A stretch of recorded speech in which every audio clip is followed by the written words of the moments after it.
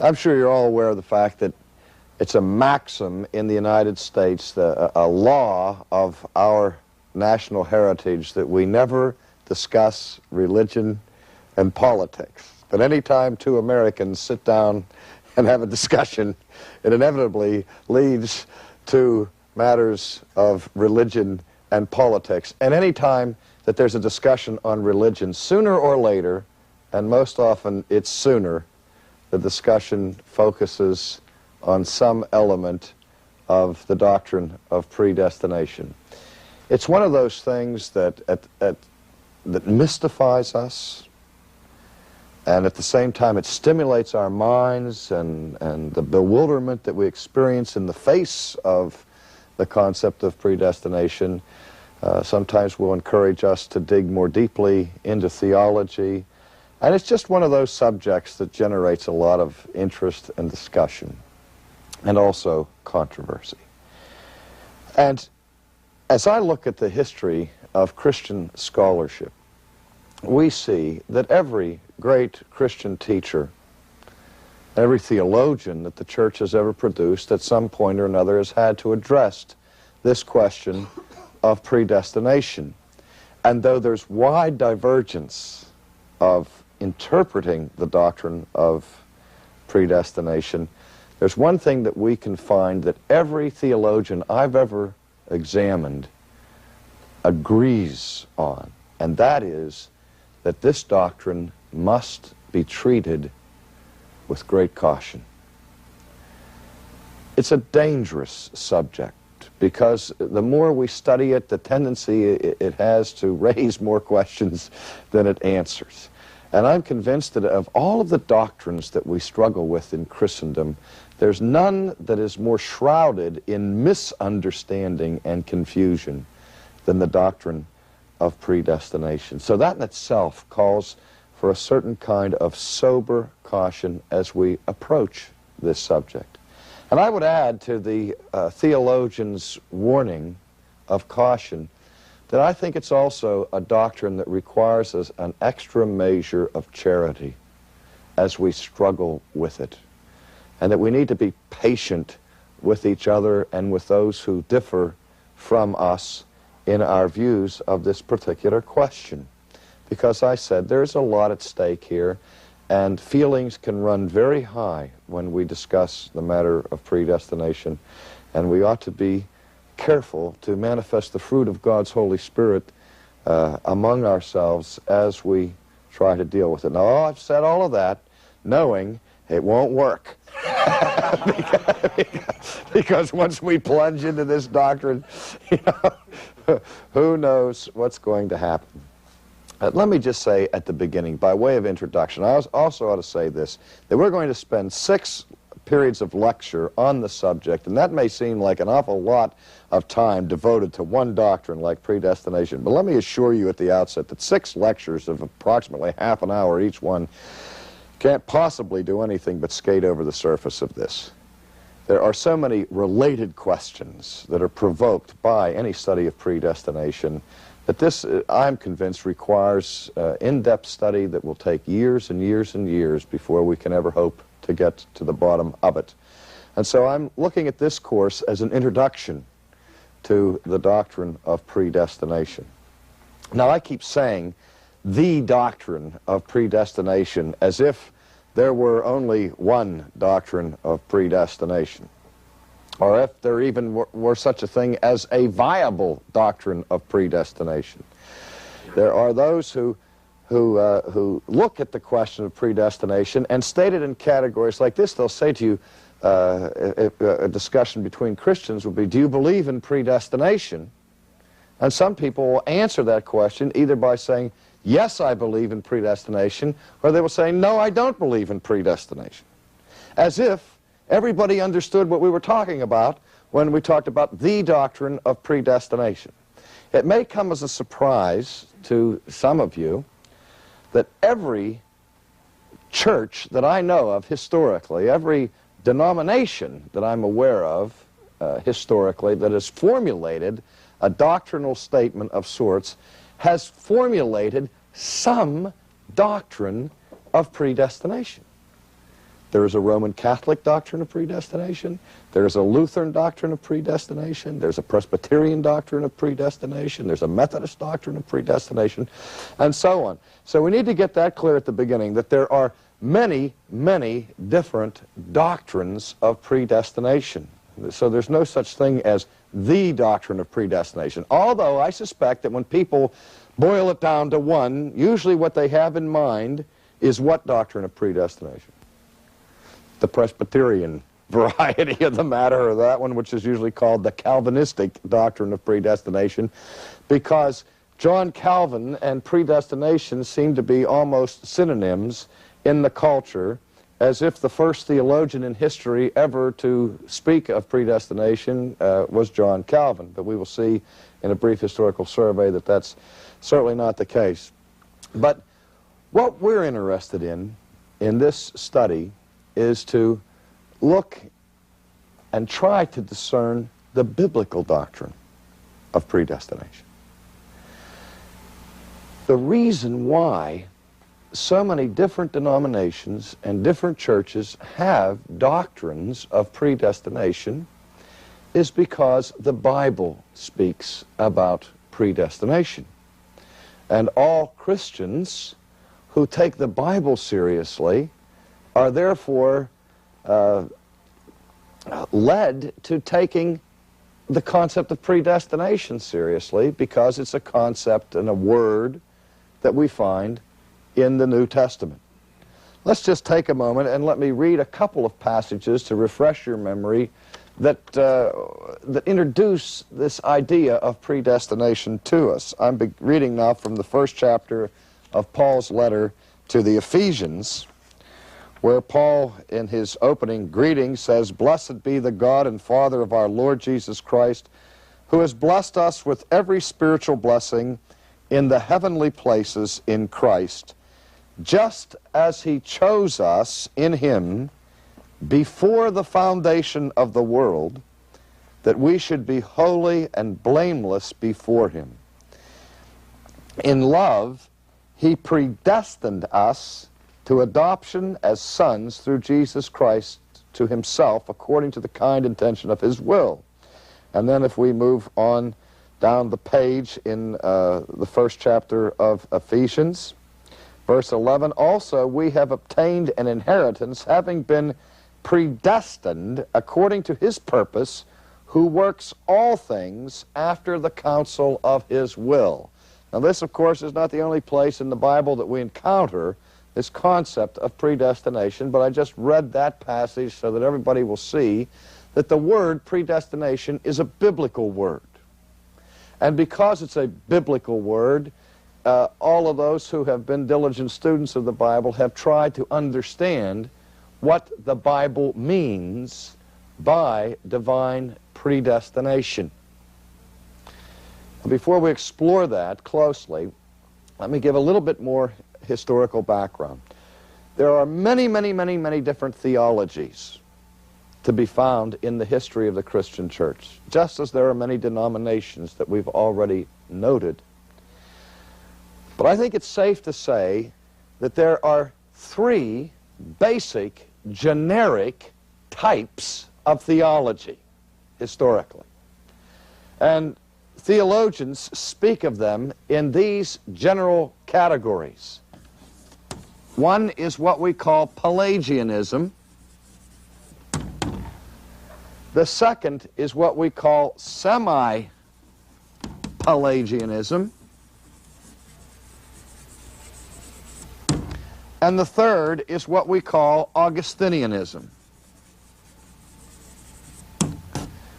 Now the reason for this threefold designation of basic types of theology has its roots in the 4th century, when the church underwent a titanic struggle over many serious issues of theology. And the man who was recognized and usually acclaimed as the greatest theologian, at least of the first 1,000 years of Christian history, if not the greatest theologian of all Christian history, who defended the faith at that period, was, of course, St. Augustine. And his chief opponent in several debates at that period of Christian history was a monk by the name of Pelagius. And one of the critical things about which they debated was how important or necessary was the grace of God for human salvation.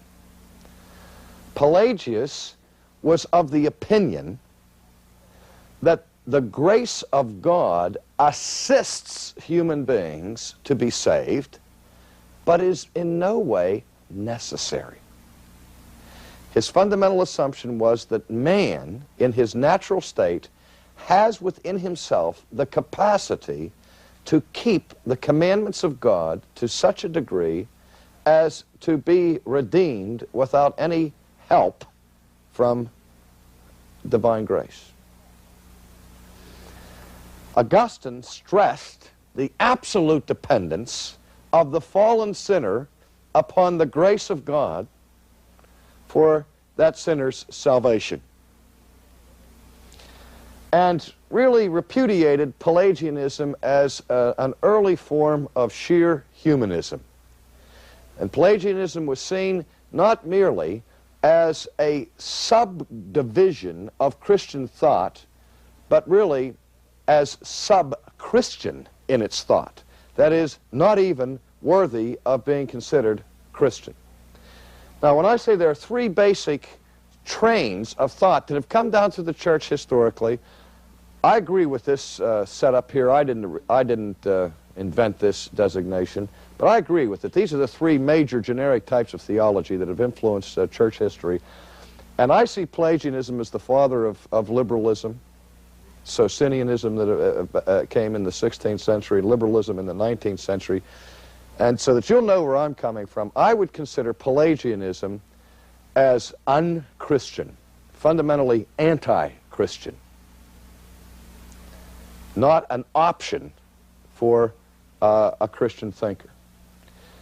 Now, the debates that have gone on within the church between semi-Pelagianism and Augustinianism, which reflected later on in later history between the Remonstrants in the 16th century and the Calvinists and so on and the Methodists, these I would regard as debates within the household of faith. The arguments between semi-Pelagianism and Augustinianism, semi-Pelagianism says that man cannot be saved apart from the grace of God.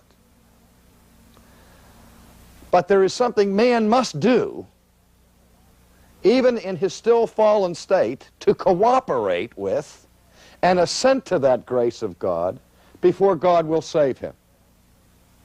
That is to say, he can't be saved apart from grace, but it is left for man, in the final analysis, to either cooperate with God's grace or reject God's grace, and that becomes the convincing point of whether or not a person is saved or not saved. Augustinianism says that man is so seriously fallen that he is totally dependent upon the grace of God, even for his initial response to the gospel, even for the very cooperating and assenting to the gospel of Christ in the first place. And so you can see at the outset that the debate has its roots in the question of man's ability to respond to the gospel in his fallen state. And I would say, as we enter into any discussion of predestination, that lurking always behind the scenes of discussions on predestination is this fundamental debate right here between the semi-Pelagians and the Augustinians. And I also need to warn you at the outset that I am persuaded of the Augustinian view of predestination. And I will be setting forth the Augustinian view of predestination in these seminars. I will be trying to explain it, to clarify misunderstandings that I think abound concerning it, and I will try to respond to objections that are brought to it from semi-Pelagian brothers and sisters, and try to convince you and persuade you that the Augustinian view is the Pauline view, and consequently the biblical view, and therefore the right one. Okay. And, but, of course, not everybody believes that. Not everybody agrees with that. And I think, again, we have to be honest at the outset and recognize that some tremendously important Christian leaders who have had an enormous influence for good in the kingdom of God have not espoused the view that I will be setting forth in this seminar. Let me just draw the scorecard for you and try to be fair, broad-minded, and all that. And I'm going to list on this side of the board the theologians in church history who on this question of predestination, in my judgment, would fall into the camp of the Augustinian view. And then, to balance it off, I'll try to mention the names of the theologians who fall on the other side of the thing. So we'll look, first of all, on the pro side of the pro-Augustinian view. Now, remember, we haven't really defined the Augustinian view. This is still background. We'll get into what that view actually is. Those that follow Augustine in the doctrine of predestination would include, and this may surprise you, and this may even be challenged by some, but first let's put Augustine himself, since he did believe what he himself taught. So we'll put Augustine at the top of the list. Then I would say Augustine's perhaps most eminent disciple with respect to theology in general, and even these doctrines in particular. In my judgment, the man belongs on this side of the column, St. Thomas Aquinas. Francis Schaeffer, I can almost hear him screaming at me from heaven right now, because he would certainly not agree that Aquinas belongs in that category. But remember that Aquinas himself indicated his indebtedness to Augustine more than to any other theologian in church history. But since St. Thomas Aquinas is the supreme theologian of the Roman Catholic Church, and since contemporary Roman Catholic theology does not embrace the Augustinian view of predestination, Protestants generally make the assumption that therefore St. Thomas didn't either. But if you can challenge that if you want. I will leave that open to debate and discussion. The next man, there's no debate. The next man definitely belongs with Augustine, and he is the Reformer's reformer, the man who most emphasized predestination in the 16th century, in the Reformation. And who was that? No, that wasn't John Calvin. John Calvin was his junior partner. The man who most adamantly defended the Augustinian view of predestination was Martin Luther.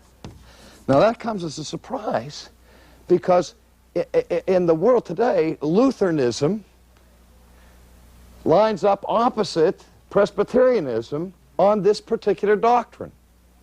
That's because of a little quirk in church history, where shortly after Luther's death, the Lutheran body under the leadership of Philip Melanchthon took a different turn and did not follow Martin Luther in his articulation of the view of predestination.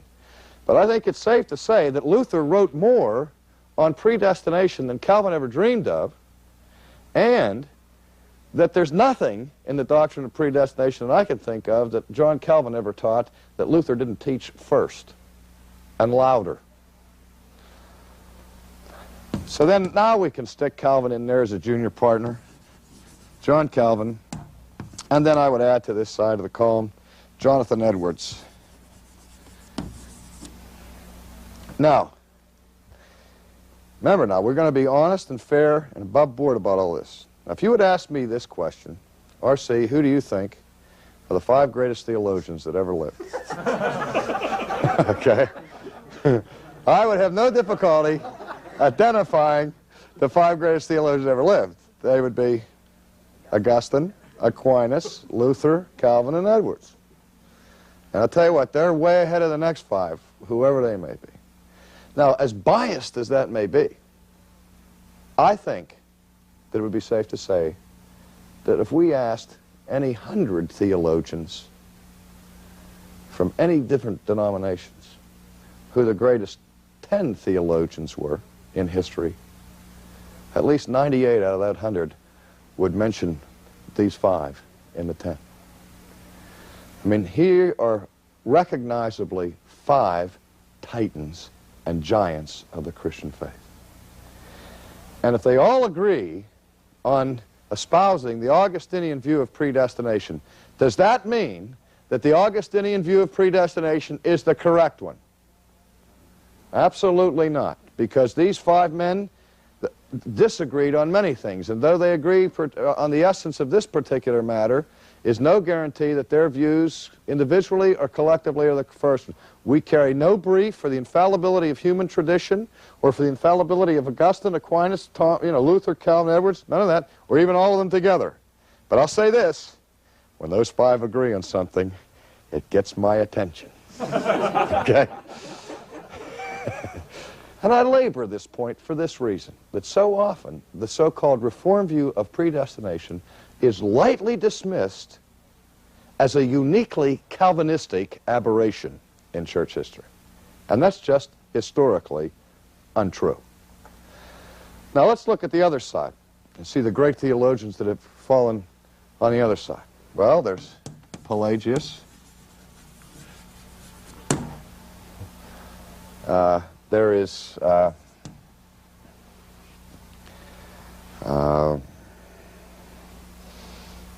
Erasmus.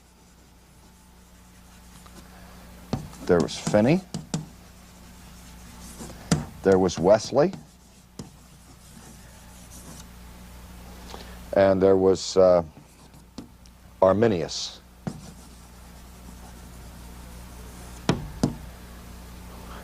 Which are some important names in church history. Now, I can hear somebody right now who's not persuaded of the Augustinian position screaming bloody murder in protest already, saying that's not fair to put those 5 up against those 5.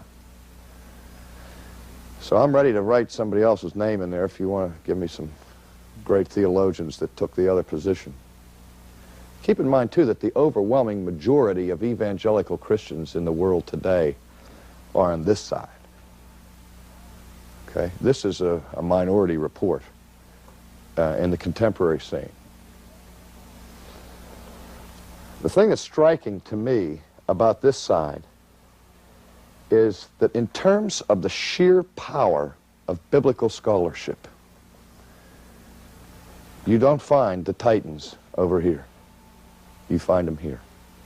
But maybe if we looked at contemporary scene, it'd be a little different. If I said pro-Augustinian view of predestination today, we would put in that, I won't take the time to write them down, but you would include, we include on the pro side, we would include Francis Schaeffer and Gordon Clark and Cornelius Van Til and all these Presbyterian theologians, as well as some Anglican and Episcopalian people like J.I. Packer and Roger Nicole and people like that, Roger Nicole being Baptist, of course. On the other side, those who do not believe in the Augustinian view would have such people as Clark Pennock, John Warwick Montgomery, Norman Geisler from Dallas Theological Seminary. These are some very formidable leaders in the contemporary evangelical world who have not, Billy Graham, though not a theologian, nevertheless is a very important Christian leader who would fall on the non-Augustinian side, though I trust his wife Ruth would be in the right column. But in any case, all I'm trying to show here is that Christians are divided, and I want us to get our attention that we need, if you are opposed to the Augustinian view of predestination, in light of the fact of those teachers of the church who have espoused it, I think we need to look at it very seriously before we dismiss it out of hand. I think they command enough respect that we should listen to what they have tried to teach the church on this point. All right, let's take a few minutes then to do some basic definitions. The word predestination in English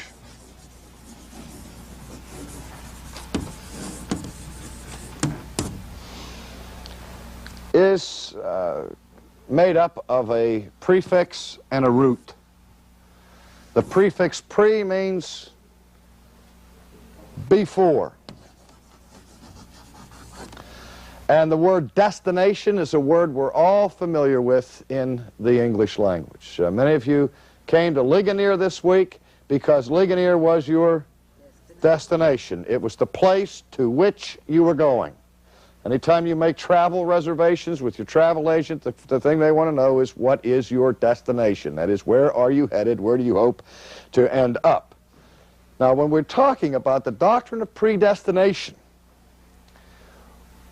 we are not talking specifically about questions of whether or not God directly caused an automobile accident to take place, or if you were determined in advance to be sitting in the chair in which you are sitting right now. The doctrine of predestination is concerned specifically with the question of our ultimate destination.